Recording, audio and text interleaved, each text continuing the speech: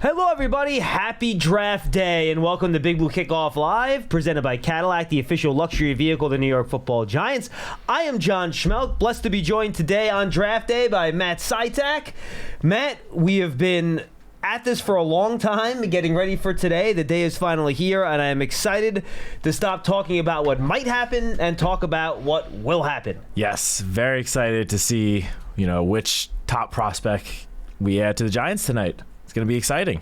Yeah, and I think the exciting thing is that who the Giants are able to add, they have no control over, because what happens the 5 picks in front of them is really going to dictate what the Giants do at 6. So let's start there. Gut feeling right now, what do you think is going to happen in the first 5 picks before the Giants go at 6? Okay, well, the growing, buzz report, I would say the last day or two, we've all seen the reports, have said that the Giants are trying to move up, from 6 to potentially 3. It seems like from these reports that there's one quarterback in particular that, they, at least analysts, reporters think the Giants have their eyes set on in Drake May.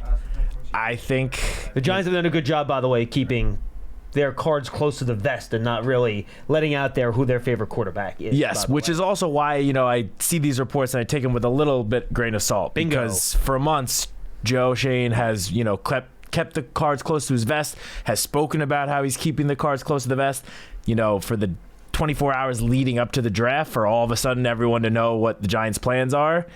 Don't know if I totally buy it. I think there might be some validity to it, but again, as you mentioned, it all depends on what, in this case, New England would be willing to do. If they're not willing to trade out or asking for an absolute king's ransom to move up, then it may not be worth it. So my gut feeling as of right now, they stay at 6 and they take whoever the top wide receiver is. If Marvin Harrison is there somehow, I think that will be the pick immediately. I don't think, unfortunately, he'll be there. I think he will go at the very least 5, if not 4, to Arizona. If it comes down to it, my personal opinion, I think they're going to take Rome Odunze. Over Neighbors. Over Neighbors. Interesting. I'm on the other side of that. I think they will pick Neighbors. I think he's this coaching staff's type of receiver. But I do think Odunze fits in the wide receiver room better. So I do think that there's a really good argument both ways. Both players, what do I have right here? I can show. I'll go through my board quickly before we get the calls here. I have Neighbors as my 4th player, Odunze as my 8th player. So they're right there. If I look at my actual grades, I think they're 0.03 points away from each other or something ridiculous like that. I have Neighbors at a 7.2 and Odunze is a 6.89, so they're 0.3 points on the same grading scale NFL.com uses away from each other, so they're very, very tight. I get that either way. I'm with you, and I think it's important to understand why the theory behind those reports to me makes sense. And this is what we've been trying to explain throughout this process. This isn't about, we just needed a quarterback no matter what. We're just picking one because, Daniel's hurt. We need a new guy. That's not why you draft a quarterback. You draft a quarterback because you think the guy is special. And you think the guy can be one of those top 7, top 8 quarterbacks in the league. And odds are that the Giants are not going to think all 4 or 6, depending on how you want to tier them, of these top quarterbacks can be that guy. So if whatever that guy is available, go try and get him. I got no problem with it. I'm curious to see what happens at 4 and 5 here, Matt. If one of those teams in quarterback alley, Broncos, Vikings, Raiders, move up to 4 or 5, and how that changes who the Giants might have available to them at 6. Because if neither one of those teams move up, which I feel like people have been pulling back from that trade happening over the last couple days. The Vikings, they've made no secret about how desperate they are to draft a quarterback. They just haven't. I would be shocked if they don't move up to 4 or 5 to draft a quarterback. My gut tells me more likely Chargers than Cardinals, just because of the way the franchise are kind of set up right now. But we'll see. I'm with you. I think we kind of have the same read on exactly how this is going to look. I think the first 7 players that get drafted will all be offensive players. I think the 8th player could be defensive to the Falcons. I think there's a good chance that they trade out and another team trades up into that 8th spot to try to get that last wide receiver. I think that's very possible if that wide receiver's still there at 8. I know some people are coming in late with their ideas that the Titans might not pick Joe Alt. They might pick a wide receiver at 7.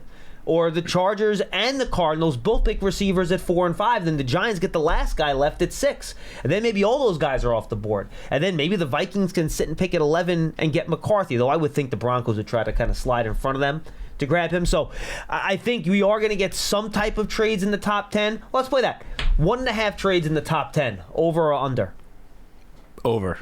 You think more than I 1.5? think You think one 2? team is going to trade up to get the 4th quarterback I agree. in that 4-5 range, and I agree that I tend to think it's going to be more likely that it's the Chargers that trade down, since everyone seems to think they could take a receiver, and they certainly need one, but because of Jim Harbaugh's philosophy, a lot of people think they're going to go offensive tackle, and if they trade down to even 11, 12, 13, they're still going to get a very, very good offensive tackle in addition to stockpiling more picks. So heck, they can always take Brian Thomas Jr. if they like him that much in that spot too. True. That's true. So I do think one team will move up for a quarterback, and then I think we're going to see another trade up potentially for that 3rd wide receiver, as you mentioned. I've not finalized this yet. I always do a mock draft. I'll take a picture of it and then I'll show it after the draft is over to see how stupid I am. Right now, in what I've kind of put together here, I have the Colts trading up ahead of the Jets to draft Bowers. I can see that. 8 with the Falcons. I could definitely see that. I could see the Colts. I mean, the Colts apparently love Bowers and would be an amazing fit in that offense. Because they already have some receivers. They have Pittman. They drafted the small guy out of North Carolina last year, whose Josh name now. Downs. Thank you, Josh Downs. Whose name escapes me. And they have Ricky Pierce too outside. So they do have guys there that can play. And I think a tight end would fit perfectly into that. 100%. I mean, there have also been reports about how the Jets might move up from 10 to try to get Marvin Harrison Jr. or one of the other, top receivers. I've seen similar reports that the Bears could try to jump from 9 to, let's say, 7 in order to get the 3rd wide receiver, whoever's left between the top 3 guys. And I've also heard the Bears might try to slide down. They only have 4 picks They could slide right down. now. Yeah. So they could always take a slide down and try to pick up extra picks. If they're not obsessed with one of these receivers, they can get they can get Byron Murphy or maybe the top pass rusher in the draft, whichever they would, one of the top edge guys, whoever they would like if they drop down into that, 13, 14 area. So yeah. I think a lot of possible movement in that area. I think the Saints could try to move up to try to secure the top or one of the top tackles. They out of all the teams that have them and the Titans have 2 of the clearest needs to me in this draft. Offensive tackle. Yeah. Badly. Agreed. So I'm sticking with over 1.5. I agree with you. I'm going over. I mean, I don't know if you saw Daniel Jeremiah put a tweet out this morning. Oh, I did not. A couple hours ago that said, someone asked him craziest reports that you're hearing of what madness could happen tonight. And he said that he thinks there's at least a chance, or he's hearing buzz, that to start, New England trades with Minnesota, moving down from 3 to 11. New England then moves back up to 4 with Arizona to try to get J.J. McCarthy. Minnesota moves up for May. New England moves back up to 4 for J.J. McCarthy. Arizona drops down to 11. And then Arizona moves up from 11 to 5 to try to get Marvin Harrison, with the Chargers then moving back to 11. How much would the Patriots really net, though? You know what I mean? How much more will they get?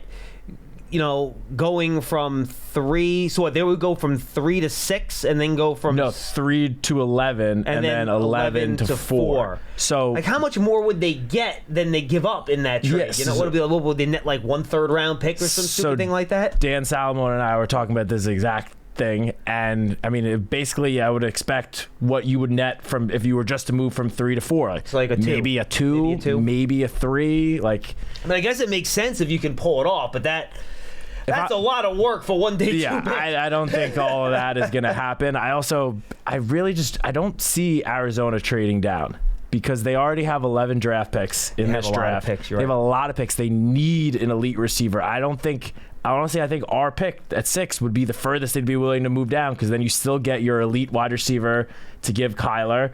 And, maybe if they do make a move down, whether it's to 6, to 11, 12, I think they're going to look to try to get picks next year.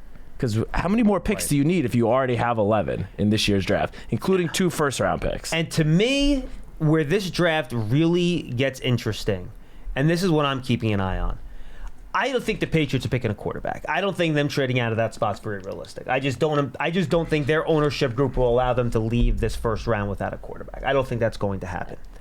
But what will make things interesting is if they say, you know what worked out for us last time?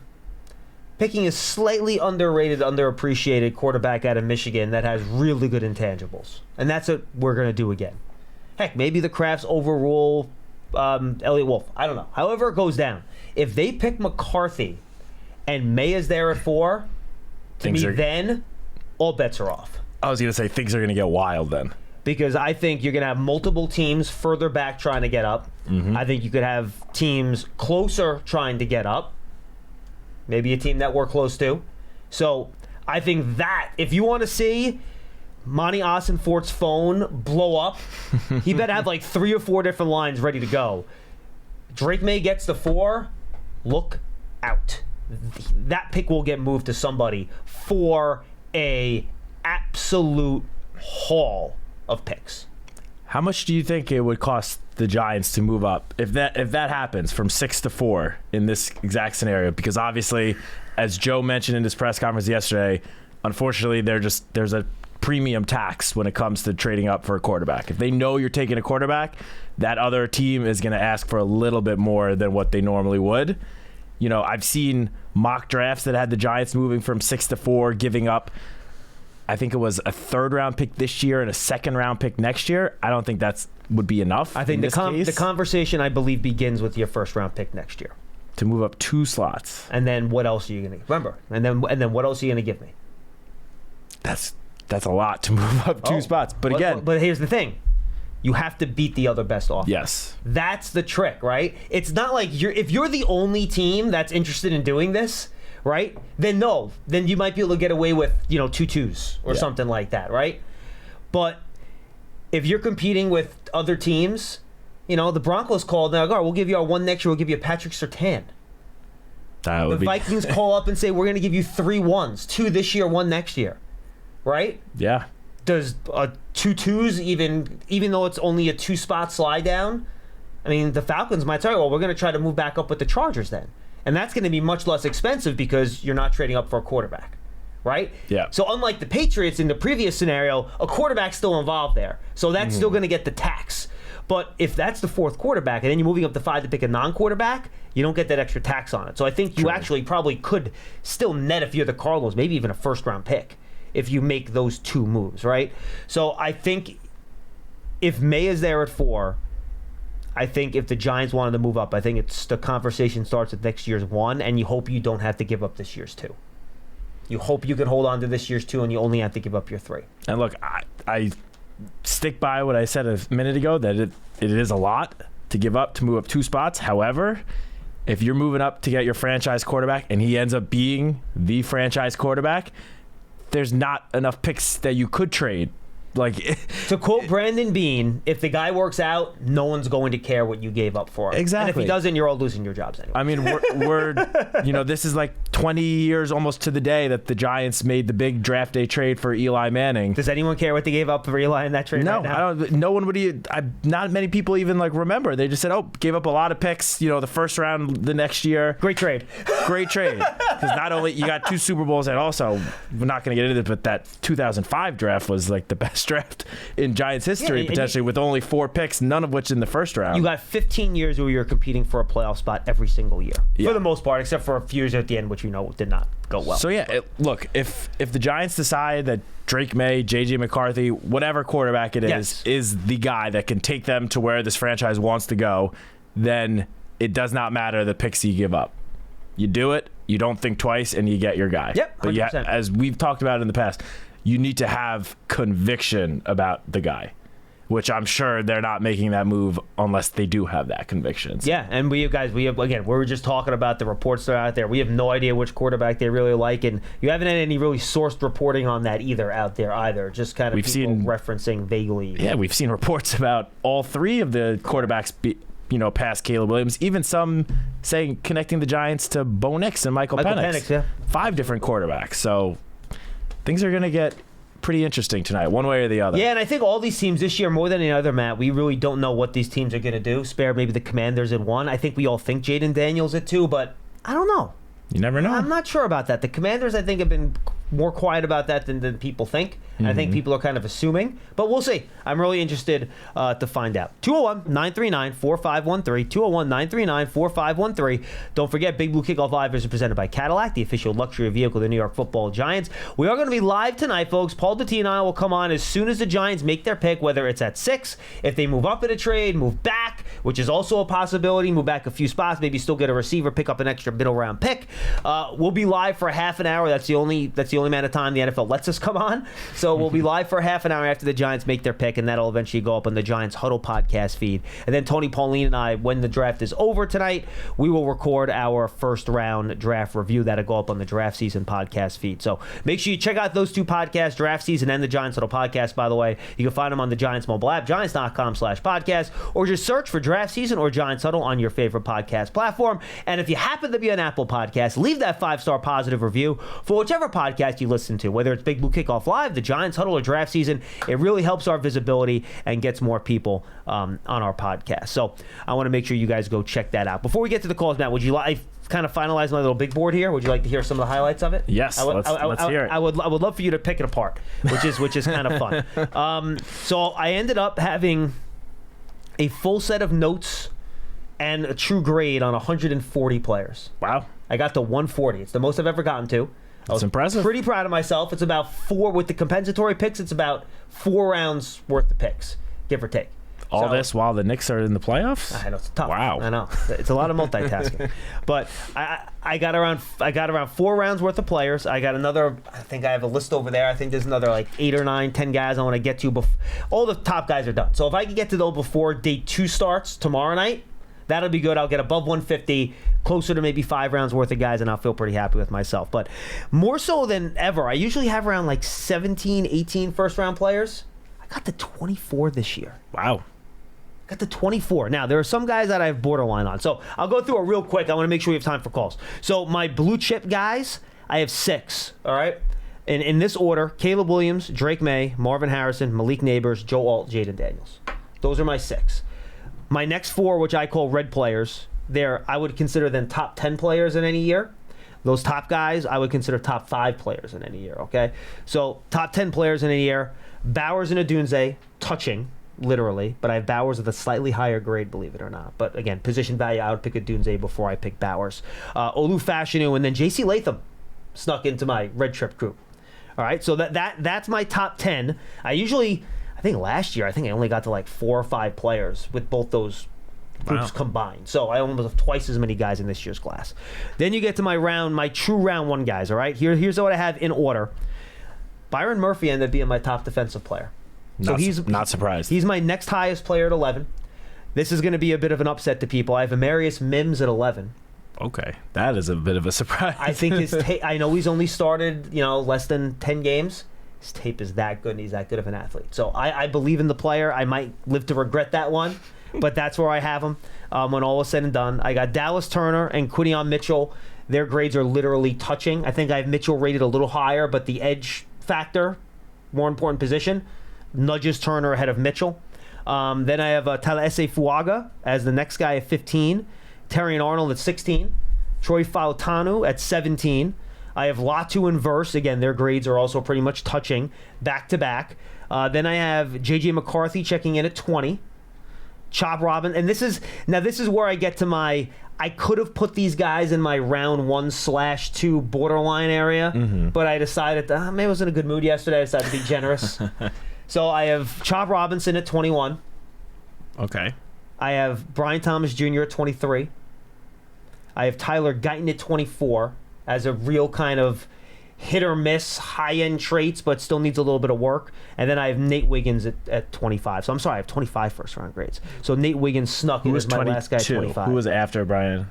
Jackson Powers Johnson at 22. I'm sorry. So Chop Robinson 21, Jackson Powers Johnson 22, Brian Thomas 23. I know there's been some injury stuff on Jackson Powers Johnson with concussions.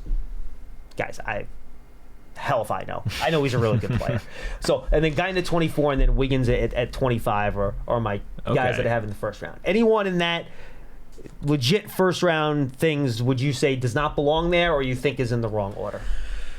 I mean, based on what I said before, I personally think Odunze belongs in that top category. The blue chip. It was tough to keep him out of that. It was very tough. Yeah, I mean, his production, his what he did at the combine, how he tested, his character, it seems like he just has it all. I've been saying this for the last month or so, but when you're being compared, there are all these expert player pro comparisons for all these prospects that we see in the lead up to the draft.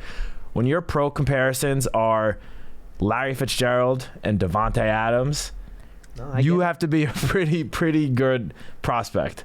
So Odunze, I think, belongs in that first category. I agree with J.C. Latham. Really? You do? There's nice. A lot of buzz J.C. Latham. as of the last, this week, really. He could be the first offensive tackle taken. I saw Daniel Jeremiah had him number 1, and I have him in my final mock. I have the Chargers trading down to 11 and then picking him there. Yeah, there were a few mock drafts from the big name NFL analysts that came out today or yesterday that have the Chargers taking J.C. Latham. And for the record, I had this done before those came out, just for the record, so I'm not just jumping on people's backs. But the thing I love about him, dude, you watch him on tape. First of all, he's just freaking gigantic, right? Yeah. And he's a pretty good athlete for a guy that's gigantic. He gets those arms extended, latches onto you, and he's got meat hooks. And once he gets his hands on the inside of your shoulder pads, you ain't getting off. And he will just lock you down and you ain't moving. And he does that better than anybody else in this offensive line group after him, at least to me. That's fair. All right, anybody else in that from 11 to 25 area that you think I was a little too generous to or I was a little mean to? Look at it right there. Yeah. Well, the Chop Robinson at 2021, I believe you said. Yes. I feel like that might be a little bit generous. A little generous, okay. A little generous. I think Latu, I know Latu himself has some injury concerns, medical history, but I think him and even maybe Jared Verse there's a slightly bigger gap between those two. Okay. And Chop Robinson. Chop Robinson, I think, is going to be very good, and I do think he will be a end of the first round pick. Fair enough.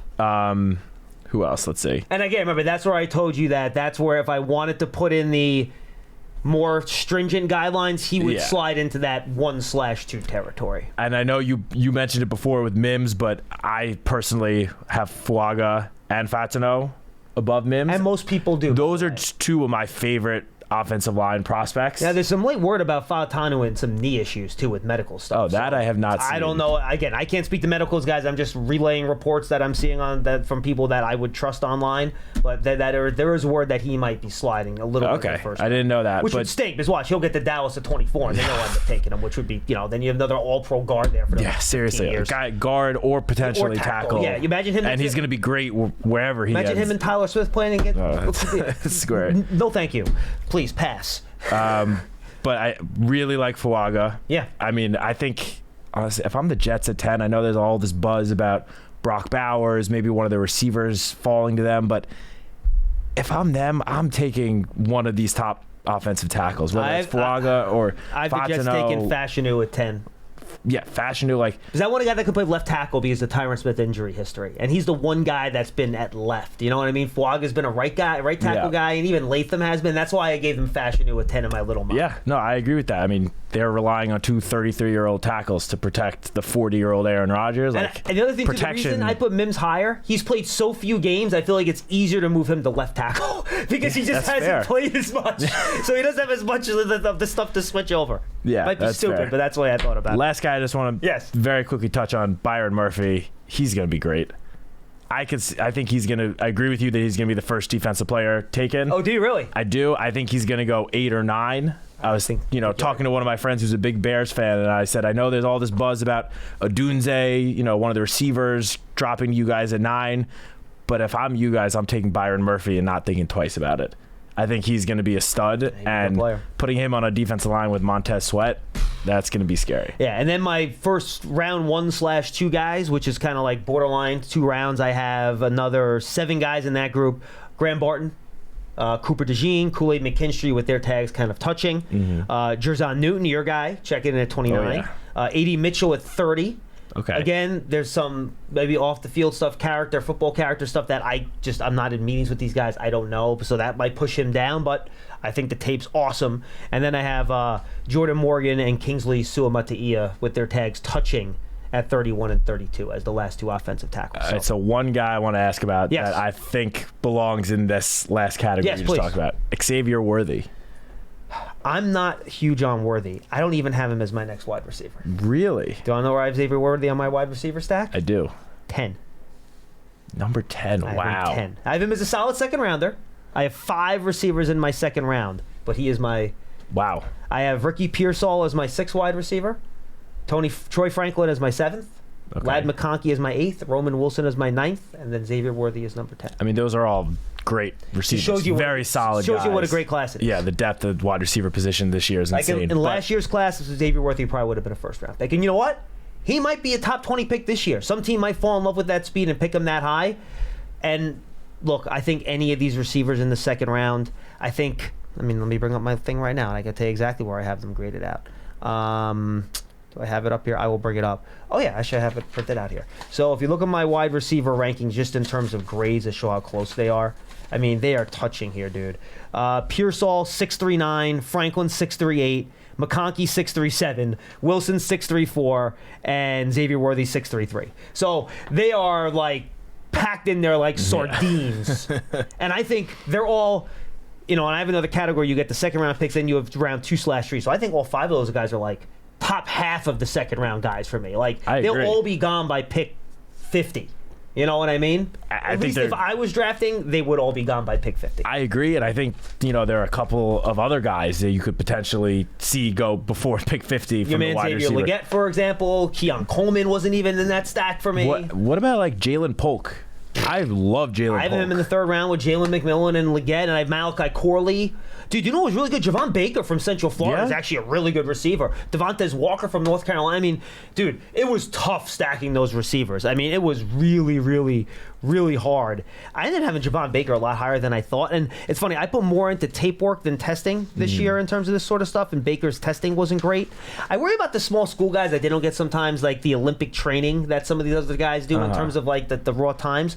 So, I mean, I gave, after Roman Wilson and Worthy, I have Baker, Corley, Coleman, Walker, Jermaine Burton, whose tape, by the way, is unbelievable. If it wasn't for his off-the-field, frankly, terrible things that he's done, some of which are very public on TV, so it's not like we're making this stuff up, he would have been right in the middle of that second-round stack with these other guys. Jalen McMillan, Xavier Legette, and Jalen Polk all have third-round grades or better. It's unbelievable how good this class is. If the Giants were to go quarterback in the first round, even trading up, if you tell me we could get one of those guys in the third round, I would be ecstatic. Yeah, I would be so happy. And one of those guys, and look, you're not going to have 9 receivers picked in the second round, so one of those guys is probably going to be there for you. That is true. All right, 201-939-4513. We got a half-hour calls here for you guys, and maybe if Dom has a few minutes, maybe we'll go a couple minutes long to try to squeeze some more in. Dom, you good? Perfect. All right, so maybe we'll go a little bonus time here today as well. We want to try to go rapid fire, get in as many calls as you can. What you think the Giants should do, why. We'll move on, we'll give our little take, and we'll try to zip through as many calls as we can. This was a fun little exercise today, though. Let's go to Josh in North Carolina. I got some new names here. I like that. Josh, what's going on? What's up, man? So my pick for the Giants is definitely going to be Rome Odunze. I just like his size, and we already have Wandale, who's good with the yak from what I've seen in the small sample size we have. And then also, Jalen Hyatt taking the top off the defense. And it'll give Daniel Jones at least one more chance to prove himself. And we already built up the offensive line, so get like one big boy receiver out there for Danny Dimes, and we should be good. Good argument.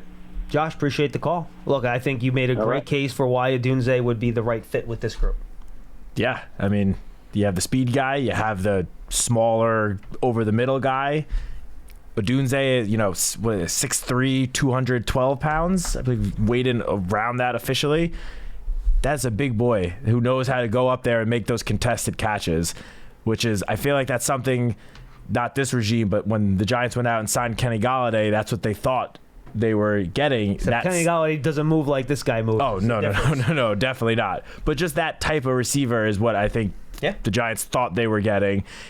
Obviously, that did not work out how they would have hoped, but Odunze, he's a perfect fit. He really is. On the field, off the field. I love him. And I know that Washington offense was filled with talent all over the place. Yeah. From the quarterback position, the wide receiver room, the offensive line. There are so many guys who are going to hear their names called, and within the first, I would say, 2 days. And their running back and tight end are going to get drafted on day 3 also. Yeah. Mm-hmm. So this offense is great. But, I mean, I said it before, when my gut prediction, Odunze at 6, I would be happy with that. I'm more than happy with that, too. Again, really, really good player. Hugo in New Jersey is up next. Hugo, what's going on? Hey, guys. Good afternoon. I guess I got to lead by thanking you and your whole team there for the great work during this draft cycle. Thank you. You're certainly going to make the next 3 days more exciting based on the amount of education you've given us, the, I guess, unintended consequences that even day 3 becomes kind of stressful to all your content. Anyhow, what should the Giants do? Well, I think if Drake May somehow becomes available based on what the top 3 teams do, I think a trade-up for Drake May should be a consideration. Otherwise, at 6, I would take Neighbors. And that suggests the following, that if either May, Marvin Harrison, or Neighbors are not available at 6, that's a scenario where I would consider a trade back. How far back are you willing to go, Hugo? Well, 11 seems to be sort of what everyone kind of simulates in these trade down scenarios, but let's just call it early teens. I would cross my fingers that either Odunze or Bowers drop. I think that's highly unlikely. Yeah. But then I would flip to some of my favorite players, and you've mentioned them: Byron Murphy, Quinyon Mitchell, or, well, you haven't mentioned this guy as a potential guy in the teams, but Troy Fautano, because I think he could be a Pro Bowl guard and really a long-term insurance policy for Evan Neal. I think all those picks would be good, Hugo. John, I may not be able to call in tomorrow, but yes, could I give you some of my second-day favorites quickly? Real quick. Max Melton, Christian Haynes, and Ricky Pearsall. And if either Blake Corum, Theo Johnson, or Ben Sinnott make it to the top of the 4th, I would be very happy. Sounds good. Appreciate the call, my friend. Thanks, Hugo. I actually have a second, third round grade on Sinnott. I think he's very good. He's my second highest rated tight end. I'm a big Ben Sinnott guy. I like Ben Sinnott. I mean, Hugo mentioned Theo Johnson. He's another huge guy. I think he's 6'6". It's funny. He's one of those guys, and maybe because he takes long strides or whatever, and this happened with me a couple years ago. Remember the big guy, the big tight end from Virginia, who was like 6'7" and 270, but he ran like a 4.8 at the combine. I forget the guy's name. He's on the Colts. He hasn't worked out. I forget the guy's name. And he had this great time, then I went back and I watched the tape, and I'm like, you don't look fast. And I go back and I watch Theo Johnson. I'm like, dude, you should look faster based on your testing. And I don't know what it is. I couldn't get there with Theo Johnson. For me, I have a day 3 grade on him. Yeah, I feel like we kind of saw it last year with the Darnell Washington. Another like monster size guy, and he ended up in Pittsburgh, I believe, and didn't have that great of a rookie season. That's not to say he won't end up working out. But just for what Hugo brought up about Jelani Woods. It was Jelani Woods. That's the tight end I was thinking of. But what Hugo mentioned about trading back, I mean, Joe Shane said it in the press conference last week. It's certainly something that they are considering. But if I am the Giants, I don't know if I would drop past 12. I think 12 would be my absolute floor. Preferably 11 to Minnesota if they are moving up, let's say, for QB4. Yeah. And if you could get, 11 and 23 for 6 and, maybe 3rd round pick or something like 4, whatever. I mean, if you do the math on, I think 11 and 23 is about right from a math perspective. So. Looking at the trade value chart, I think that would be a little more, but as we talked about the quarterback premium. I did that was Lance and Howard yesterday. I think actually, according to the chart, I think you actually have to send a 2 back, but with the quarterback premium, maybe you could make it a 3 and get away with it. Yeah, so if, as Hugo mentioned, if the top 3 quarterbacks are gone, if Marvin Harrison, Malik Neighbors, or even just Marvin Harrison is gone, I'd certainly consider it. Move back to 11 and 23. but with the stipulation that I would then try to move back up from 11 to maybe 8 to try to still get that third wide receiver. Which basically, if you then do all the math, it's basically only going to cost you, or you're going to end up with your second round pick basically becoming that second first round pick. So from 47 to 23 and no third round pick. So is that worth all the effort? I think is the question. I think then you're I think so. You're in effect trading your second and third round picks for 23. Yeah, I mean, would you do that? So you're to move trading, up from 47 to 23, and it would cost you 70. But you'd also move down then from 6 to 9, let's say, for example, right? Yeah, but I'm saying you'd only so you move that 6, trade back up, assuming that you get one of the top 3 receivers who would be in play at 6 anyway. Yes, I think I would do that. Yeah. I think. In a vacuum, if you give me that, would I trade my 2 and my 3 for that pick at 23? Yes, I would probably. And then the other thing that, has been, I feel like, buzzing on Twitter for the past week, if the Giants or any team were to move down to 12 with the Denver Broncos, a deal with Patrick Surtain going to the other team. Yeah. That would be something I would very much strongly consider, because the thought of having Deonte Banks and Patrick Surtain as the 2 starting corners, that does it for me. Like, sign me up for that. So I will openly admit this. I'm stealing this from Tony Pauline in his final mock draft that we did on draft season. The Eagles apparently are looking hard to move up for a corner, which is understandable. They never pick corners in the first round, but they really need one, so I get it. I don't think the Broncos are going to be able to get up to get one of these quarterbacks. Let's say they're unable to move up. I think then I could see the Eagles and the Broncos swapping, the Broncos moving down. They don't have a second round pick, remember. So they get the Eagles 2. They slide from 12 to the Broncos the Eagles are picking at 22, and then they draft Bo Nix at 22, but they get a second round pick out of that deal. Yeah, I can see that. I thought you were going to say Surtain ends up in Philadelphia. No. Going to start tearing up a little bit at the thought of that. Let's not even talk about that, please. 201-939-4513. Coach Marvin's in Delaware. Hi, Coach. How you doing, John, Matt? How y'all doing? We're good. Good. How are you? Okay. I'm okay. We got to be quick today, Coach. Okay? Yep. Thank you. Okay. I'll be cautious about trading up to get one of the quarterbacks, because you better be right with those. I told you last Tuesday, John, about how many quarterbacks since 1989, 34 first-round quarterbacks has done great or well. That's it. 34 since Coach, if you do that, you're pushing all your chips into the middle of the table. You are doing the full Jim Fossil treatment, and you are just going all in. And that's where you're at. Exactly. And I don't want to do that because we don't have enough to give to get up there. I get that. So. Whatever they do. I like all 3 receivers. Doesn't matter which one of the 3. The one I'm going to root for is Marvin Harrison. Reason I think he could fall if somebody trades up, and then the Chargers surprise us and take a lineman. We don't know what's going to happen. And by the way, Coach, real quick, just for the record, there's a chance that the Cardinals like Neighbors better than Marvin Harrison. Like, that is not impossible. That's right. I was going to say that, John. Thank you. You said it right.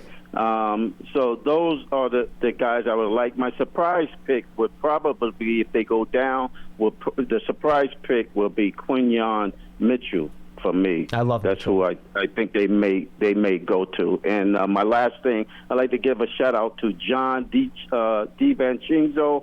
He's the brother of Dante. And good luck to the Knicks tonight.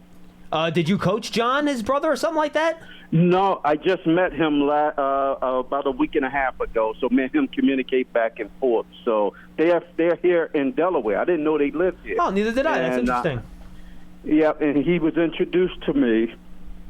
So me and him exchanged numbers, and I told him I'd do this show. So he may be listening to the show. So if John is, good luck. Tell your brother good luck tonight. Yeah, John, I don't know if you're aware, but I appreciate the call, Coach. I'm as big of a Knicks fan as you get. I am a season ticket holder. I was at games 1 and 2. I think I blacked out when Dante had that 3 I did at the game. At the end of game 2, it was pretty awesome.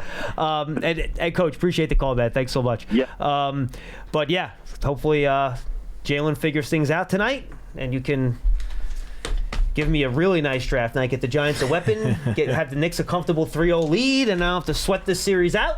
That'd be nice. Would be nice. Now, Matt, unfortunately, is a Nets fan, so. Unfortunately. Are you rooting heavy against the Knicks? No. Okay, good. I'm not a Nets fan. I wasn't sure if you were one of those Nets fans that just can't. So I grew up right near Giant Stadium over here, so I grew up going to Nets and Devils games as a kid. Those are still the two teams I root for, but I'm pulling for the Knicks and Rangers. So you probably were at your really getting into sports in the Jason Kidd, Kerry Kittles, Richard Jefferson teams, right? I do remember the Stephon Marbury days. Okay. But yes, I was going to all those playoff games with Jason Kidd, Kenyon awesome. Martin, Vince Carter. I mean, those were the good old days for us Nets fans. They were. 201. Unfortunately, you ran into Shaq and Kobe. And then Tim Duncan the next year. Yes, and much like the teams that ran into those players, it did not go well. Because it's hard to match up with those guys. Knicks had the same thing when they ran into Tim Duncan in '99, so I feel your pain. 201-939-4513. Tim in Charleston. Tim, how you doing, man? Hope you're well. Hey, yeah, John, thank you. I haven't talked to you since I was in the hospital. I've been out now almost a month. And, that's great, man. Yeah, still with a walker, but I'm working on it. That's great. I'm going to be trying to be quick to just go through my thoughts, but I do have a couple of questions on K2 guys. All right, go right ahead. So first round, I'm a stick and pick guy. Grab a receiver. Obviously, if Harrison falls, that's easy. Otherwise, I'm a Nunez guy. So jumping right to round 2, I like Sandra still because I feel like by that time, there's going to be like 5 edge corners gone, at least, maybe 6. And I thought Sandestro would be the perfect guy to just solidify that slot and throw numbers at the other edge. Tim, he is my number 1 second-round corner. I have him ranked as my 39th best player. I'm a big Sandestro guy, so I'm with you on that. The only problem for me is, I did like 30-plus PFFs, and he was always there until the last week, and now people are talking him up, and I've heard him go high as late in the first round. So he's been gone for the last week in my mocks, and on the mocks I've heard on your shows pretty much most of the time. So my second pick there might be Tyler Nubin, who I think, just gives us a solid core of safeties, and then we got to figure out the corner class. I have 3 safeties in the second round, Tim. I have Hicks, Bullard, and then Nubin in that order. Okay. And then the other one who, if he's still there, although I'm more inclined to go third round for a defensive interior guy, is Braden Fisk. But the question I have is, if Bo Nix is sitting there, do you jump on him and say, okay, we'll wait on the other guys? So that's a question. Good question. And then you want to answer it now, or you want me to go to my... Now finish up, and then we'll answer after you're off the Yeah, no problem. That works. Yep. So then in the third round, the guy who seems to always be there, and I've only heard a little bit on him, so I'd like to hear a little more, is Brandon Dorless, and then a few times Ruka Ohororo, if I said that right, are there. So, and the other guys I have there are Christian Haynes, obviously a great guard if you don't get one of your defense or interior guys. But I basically was receiver, cornerback, and I know you can't pick by position, but that was my inclination. And then also I had my eye on Jalen Wright. His numbers are great. He's supposed to be a good pass protect guy, decent amount of receptions, so I kind of like him. And then the quarterback question that round would be, if Rattler's there, do you throw caution to the wind and say, let's get a guy that maybe we can develop? So I'll take your answers off the air. Thanks for taking my call, and hopefully once the draft is done, you'll start hearing from me every week again. Awesome. Thank you, Tim. I have Nix and Penix as my 37th and 38th players. So theoretically, if they're there at 47, you're getting good value there. I don't know, though. I mean, yes, I think I would. I think even though I had Nix technically with a better grade than Penix, I think Penix has more of an upside to him. Yep. So I think I'd be more willing to roll the dice there, to be totally honest with you, just because I think he's got a bigger arm and better physical tools. Yes, I could be convinced, but I don't think either guy will be there when the Giants pick at 47. And honestly, I think Rattler's a good dart throw. I think you have more important needs to fill in the third round. I'd rather pick a position player, I think. I agree. I mean, you don't, as we've said, you don't take a quarterback just to take a quarterback. And that goes for the first round, second round, third round, any round in the draft. A little more leeway in day 2 than you have in day 1. Definitely. But you still don't want to force a pick because, the 47th pick and the 70th pick, those are guys that you expect to contribute as soon as, this season. And, taking someone like Spencer Rattler, while he could eventually develop into a very, solid starting quarterback in the NFL, that's not a guy that's going to help you in 2024. Like for example, I have Chris Jenkins as my 68th best player and Braylon Trice as my 70th best player. Those are guys that can come and help you, a defensive tackle and edge rusher right away. Chris Jenkins in the third round, I would like that a lot.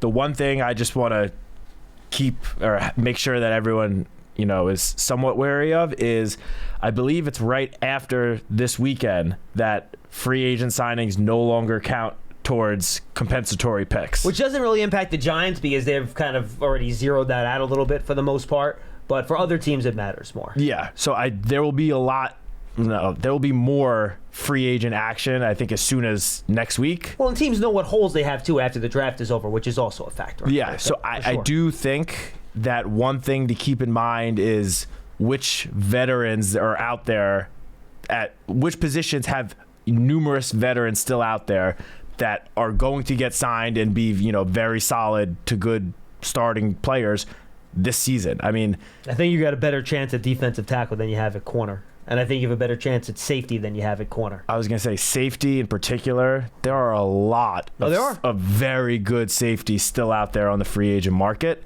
where if the Giants clear some cap space and are able to make some moves in the near future, that could be a position that they would like to target in free agency, just because, as I said, there are numerous guys. You're looking up Justin Simmons. I was just making sure he hadn't signed yet. No, he's just double checking. He's still out there. Who's the Jordan Poyer signed, but the other Buffalo safety, Micah Hyde. He's still out there. There are some very good free agent safeties out there where I would be more inclined to try to address other positions in the draft, especially on the first 2 days. And if there are positions that are needs for the Giants that could be filled in free agency, I would, go down that route. I think safety in particular. You have to draft a corner, Matt. Like, you have to figure out a way to get a corner in this draft. You have to. That I agree with. It doesn't have to be in any particular round, but you have to get one. Yeah, it's not going to be at 6. No, I don't think. But whether they trade down or whether they decide to attack corner in sometime tomorrow in day 2, could fully see that happening. Again, dream scenario. Somehow the Giants end up with Patrick Surtain. Not counting on that happening. But yeah, just wanted to, make sure people were aware that we're going to start seeing, it's free agency slow down the last couple of weeks, but we're going to start seeing it pick up as soon as next week with the compensatory picks no longer being a factor. Good point. I like Christian Haynes. I got a second round grade on him at guard that he mentioned. Jalen Wright at running back. I think I have a third round grade, fourth round, kind of in that area, kind of a speed guy if you want a speed guy. I think those are most of the guys that Tim mentioned. We've talked about the running back position. I know I've said in the past, and I still stick by it, I'd rather, attempt to attack that position in round 4. But as you've mentioned, I'm with you on that. From picks like 50 to 100 is when a lot of running backs are going to start to go, and they're going to continue to go. Like, we could see a run of 8 running backs. My first running back is at pick 70 as my player 72 on my board. Then between players 72 and 99, I have 1, 2, 3, 4, 5, 6, 7, 8. See, there you go. So at 108, all of those 8 running backs might be gone. I would say chances are not all 8 are gone, but they could easily go. But in an ideal world, wait till round 4. I agree with you. Hopefully get one of those running backs. I'm with you. Because look, you have a Devin Singletary you drafted Eric Gray last year. It's not like you have a need where you need a starter right now. Exactly. So I'm with you 100%. Joseph in Glen Falls. He's up next. Hi, Joe.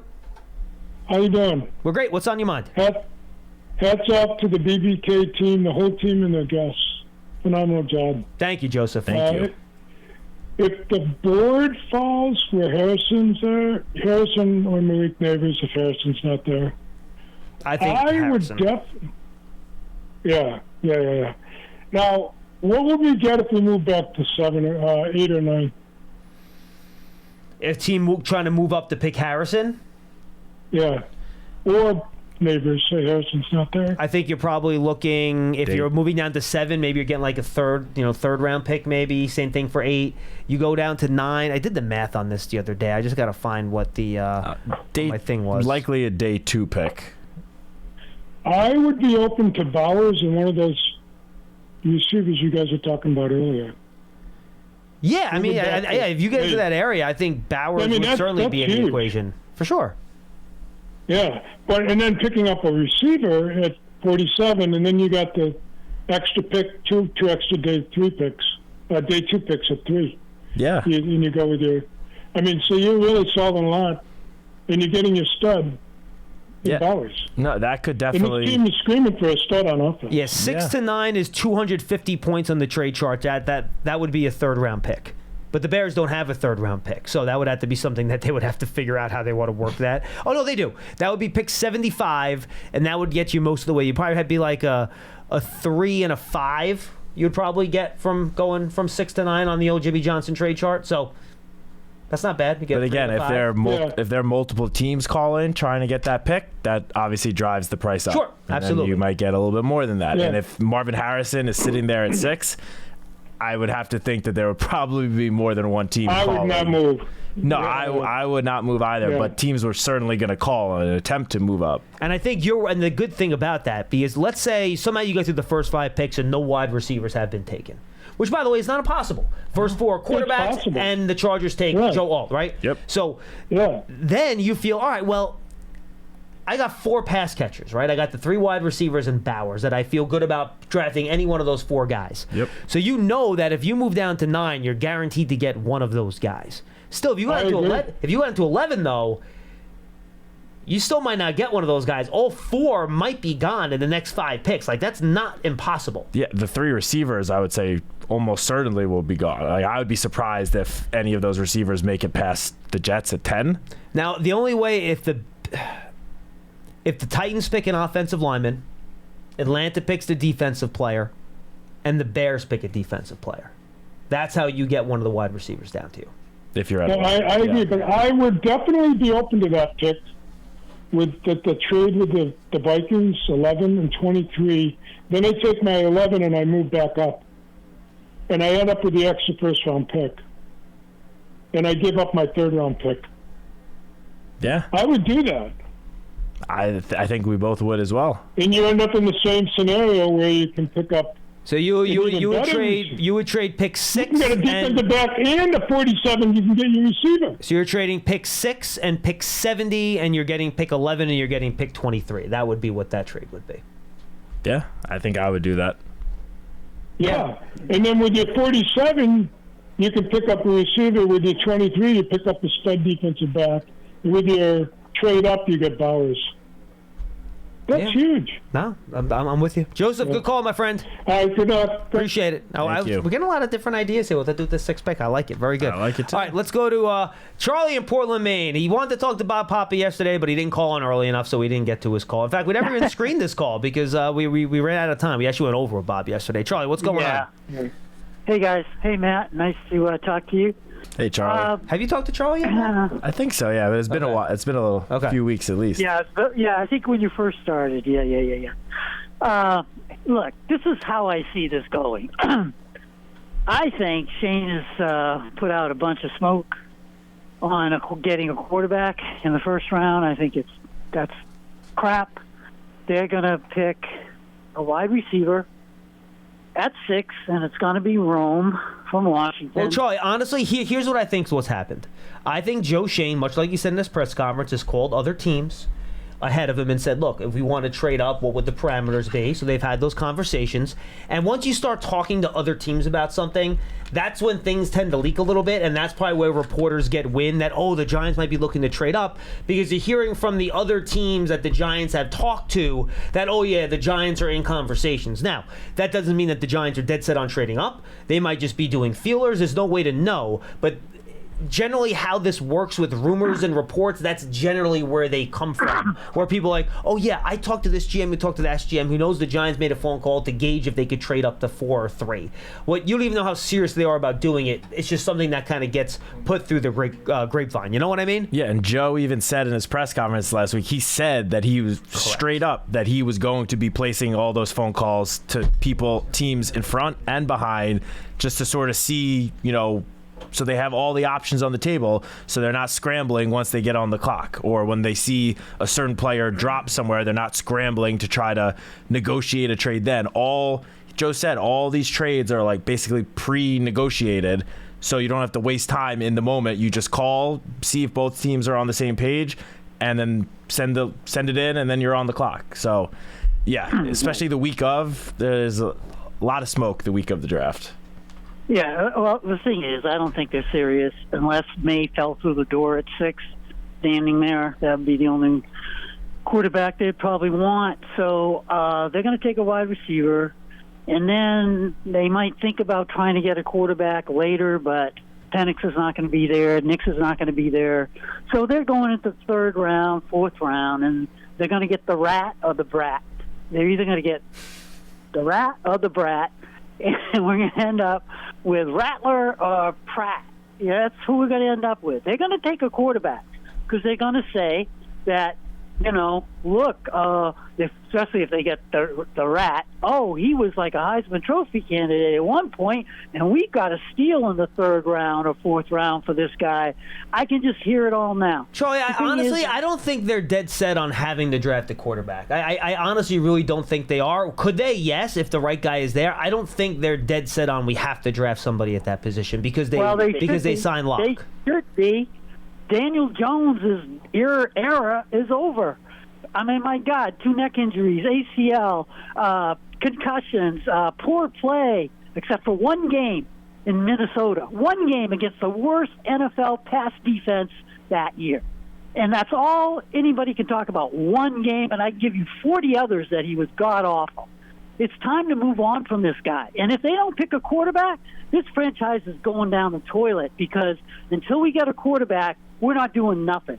And, Matt, you said, if we got Surtain, well, what a duo. You think we're going to hold teams to 14 points even with those 2 guys? Because that's what we're going to have to do because we only score 15, 16 points a game. We got to score points. And unless you change the quarterback, it ain't going to happen, and it doesn't matter what defense we have. We're not going to just give up 14 points a game. Charlie, I have a question for you, though, Charlie. Sure. So you're saying that the Giants could end up drafting someone like Michael Pratt or Spencer Rattler. Do you think either of those guys are going to help the Giants score, 30 points a game this season? No, they should be taking Michael Penix at 6 or McCarthy if he's sitting there. I'm telling you right now, there's going to be 2 top quarterbacks at least that we're going to pass on at 6. Charlie, how many top quarterbacks do you think are coming out of this draft class? I think there's probably 5 top quarterbacks, maybe 6. Has that ever happened in the history of the National Football League? It doesn't matter if it happened or not. It could happen now. It's possible. Yes, I'm just making the point how unlikely it is that all 5 of the top 6. That is. No, I 50% of them are hit. No, sure. Right? So 3 of them are going to hit. Well, that's percentage. 50% of the top 10 quarterbacks hit. You get into the end of the 1st round, top of the 2nd round, you're looking at like a 15 to 20% hit rate. Yeah, well, I'm not talking about taking them then. I'm talking about we've got a 6th round pick in the 1st round. There's going to be at least 2 top quarterbacks there, and if we pass on them, I mean it's criminal. And Shane should be fired. And Dable, if he's going along with it, should be fired too. Because if we don't get a quarterback and we got stumbling, Gomer Jones out there or Locke, I mean, the best quarterback on this team is DeVito, for God's sakes, compared to those 2.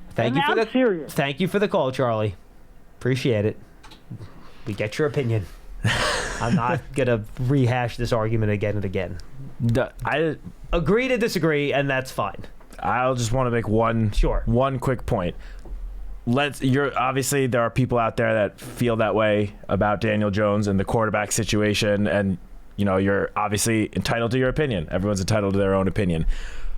Even if you do feel that way, though, that doesn't mean you should just force a quarterback pick just for the sake of trying to replace Daniel Jones.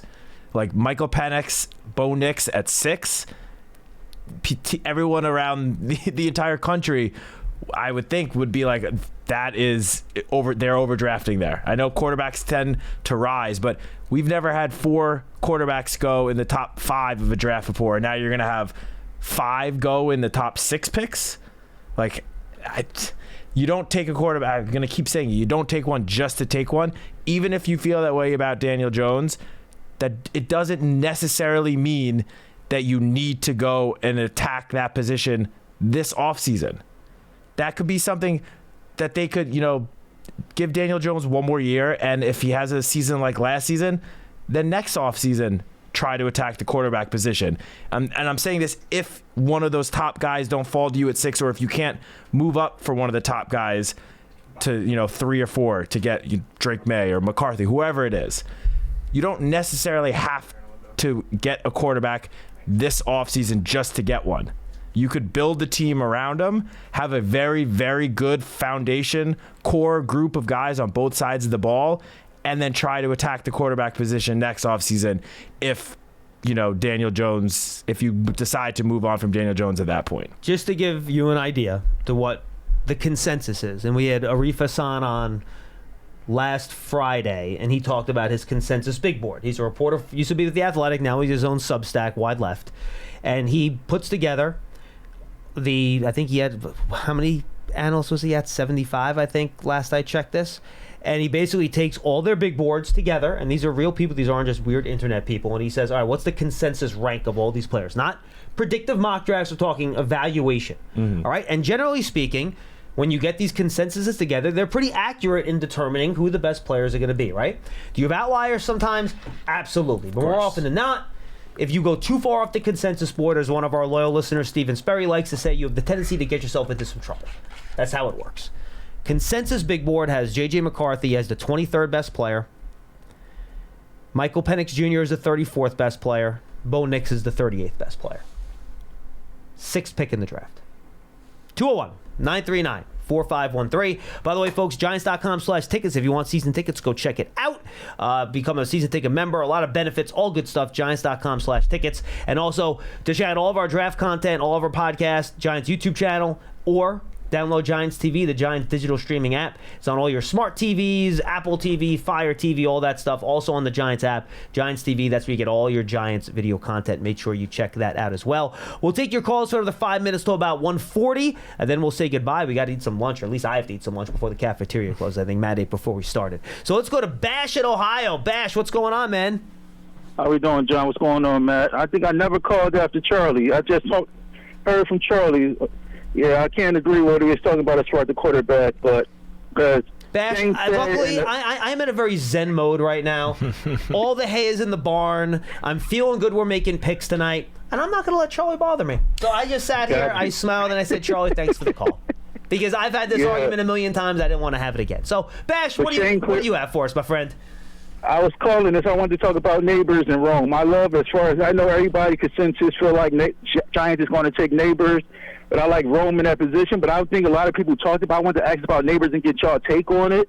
As far as Neighbors, interview that he had recently, I heard that he said as far as the Giants take him like the caliber of wide receiver that he is, as far as that the Giants need to find a quarterback to get him the ball, or they would do that. It wasn't really anything about Daniel, so I wanted to ask about his character, because I know like more Marvin Harrison Jr. and Rome are team players as far as, and I feel like Neighbors, I'm getting more like an OBJ-ish diva, quarterback asking for the ball, wide receiver asking for the ball.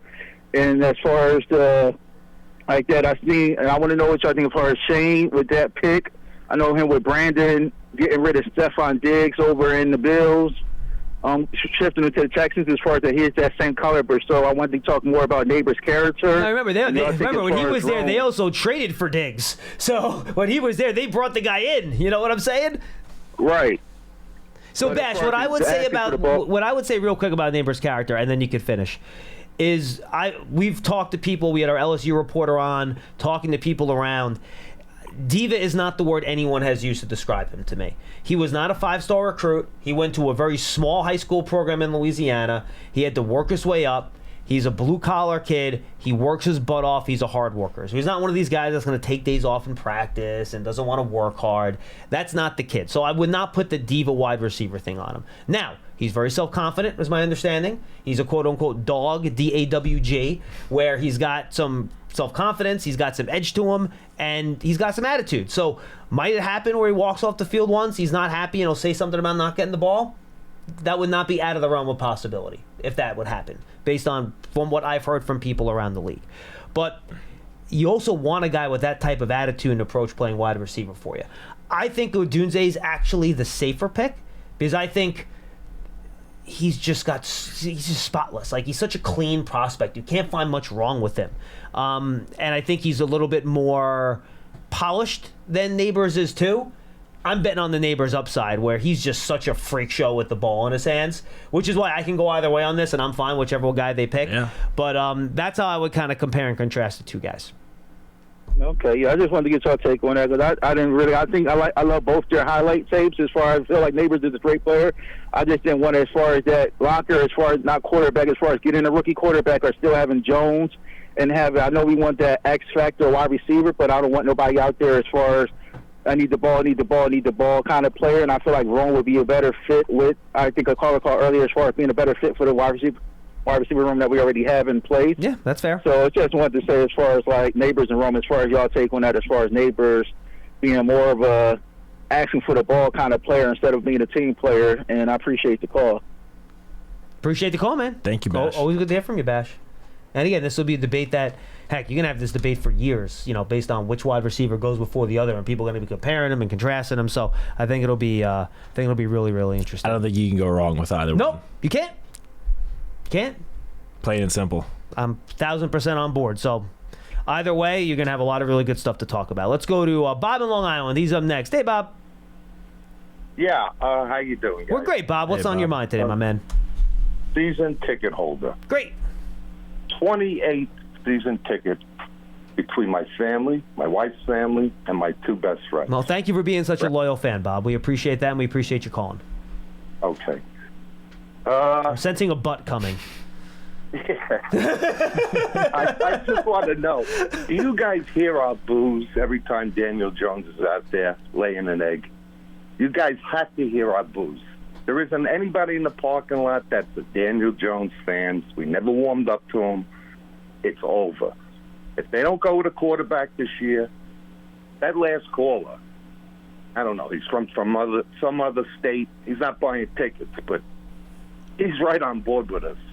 We have to draft a quarterback. If we allow Minnesota to leapfrog against us, the one good game we had, how ironic that would be, that they get J.J. McCarthy and we don't.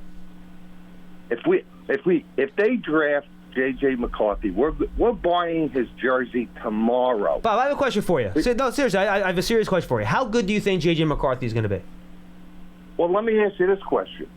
Can we win a Super Bowl with Daniel Jones? Do you believe that? Do you think you can win a Super Bowl with J.J. McCarthy? That's the question. We have to take a shot at it.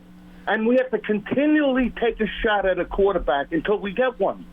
Bob, if you do your evaluation, Bob, look, I get that theory. You want to keep throwing darts at the quarterback. Enough tape on him. Yeah, I think he's better than Daniel Jones as a rookie, and I can't wait till he steps on the field. You realize when both guys came out of the draft, they basically had identical grades from people, right? You know, Daniel Jones is from Duke. We went down that road with Brown, Dave Brown. One has nothing to do with the other. Who drafts a quarterback from Duke? That was ridiculous. We passed on quarterbacks in the past. We don't have Barkley. Who's the face of our franchise? We're already burning our jerseys for Barkley. We're going to have a wide receiver? A wide receiver? I don't care if you draft two wide receivers in the first round. So you're saying a running back is more valuable than a wide receiver, Bob? We are not putting points up, and nobody's buying that jersey.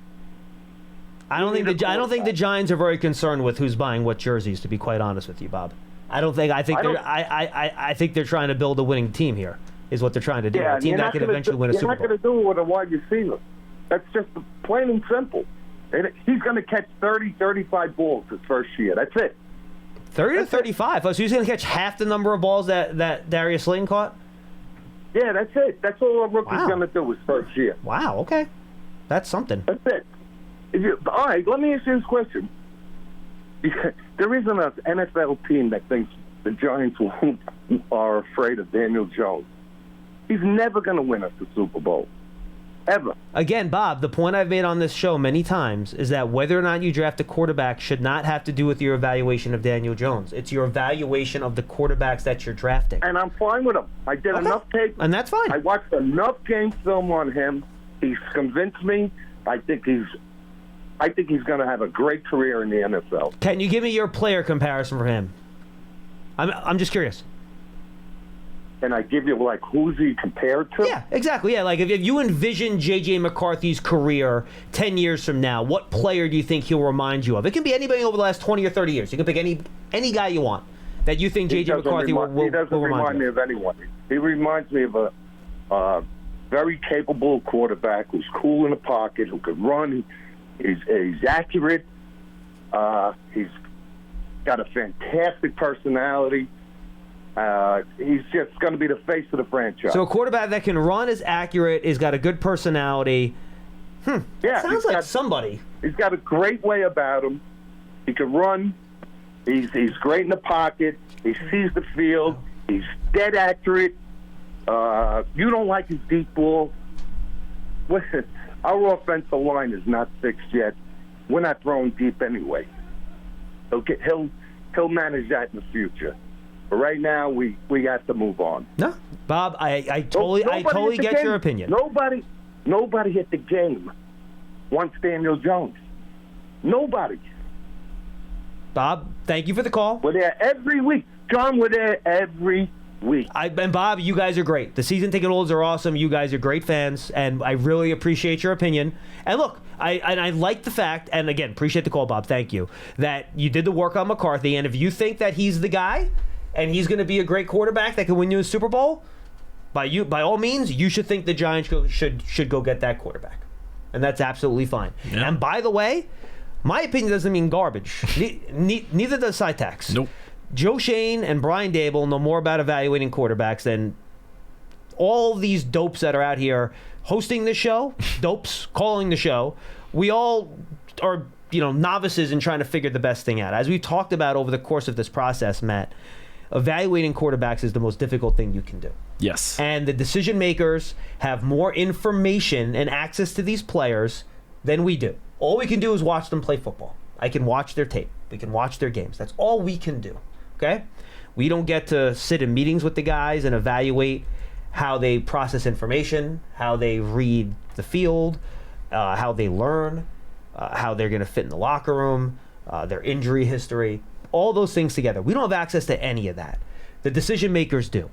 And like I said a few weeks ago, I think I said it was on with you actually, whatever Brian Dable and Joe Shane decide in terms of what quarterback they think can lead this team, has the best chance of leading this team to a Super Bowl, I'm going to trust their judgment. I've given you my opinion, my analysis. There's a damn good chance I'm going to be wrong. I love Sam Darnold. That has not worked out for me.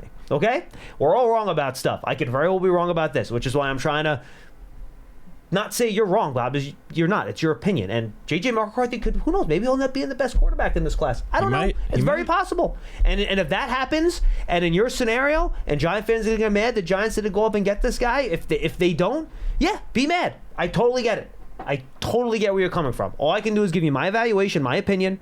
But again, Matt and I are both going to yield to the expertise of Joe Shane and, of course, Brian Dable's ability to evaluate quarterbacks and develop them when they eventually make this decision, whatever it may be. Yeah, and I'll say this, as it's been talked about at length, but Joe Shane and Brian Dable were both in Buffalo and both reportedly played a pretty significant role in the Bills drafting Josh Allen that required 2 trade-ups for them to get in the position to draft Josh Allen. Another one of the top guys in the front office, Brandon Brown, was in Philadelphia when the Eagles decided to take Jalen Hurts in the second round. These guys are not running scared on finding a QB. No. If they want to. Those 3 of the most important decision makers for tonight and this weekend have all seen what it's like to draft a quarterback, and at different places. It's 7, and it was Jalen Hurts 40 in the 40s. And by the way, second round. I'll throw in the fact that Mike Kafka coached Patrick Mahomes. Yeah, so he kind of knows what a really good quarterback looks like. I'm bringing all this up to say you got to trust the guys that are making the decisions. If they decide, whether it's to move up for a quarterback, whether it's stay at 6 and take someone like J.J. McCarthy, if they decide to do that, like you just said, I And who am I to second guess that? I'm going to fully support it because those guys have forgotten more in the last day than I'll know in my lifetime. Correct. And I'm not afraid to admit that. You got to have faith in the people that are running the show. They know what it looks like to evaluate and scout quarterbacks, to draft quarterbacks, to develop quarterbacks. And that doesn't mean you shouldn't have your opinion, by the way. You should have your opinion. Call us, express it. We love it. That's the back and forth we like. Everyone's entitled to their opinion. But at the end of the day, you have a little bit of faith in the guys running the show that if they decide that one of these quarterbacks is worth either a trade up or sticking at 6, taking them in the second round, just have a little bit of faith that they know what they're doing. And it's clear they've considered it. I mean, John Mary got asked about it at the owners meeting. He goes, yeah, I give them a green light to pick a quarterback if they want. Yeah. Sure, no problem. And they've clearly done all the work on these guys. And we'll see which quarterback, if any, they decide will be worth the pick at 6 or worth trading up for, or if they'd rather pick somebody at a different position. And my gosh, I think that's going to be the last thing we're going to say about this quarterback class before they make picks tonight. Hallelujah. Let's go to Scott in New Mexico. He's going to wrap us up today. Scott, well said, Matt. Hi, guys. Just one personal comment, and then I'll let you guys go to lunch because I'll give you my first 2 picks.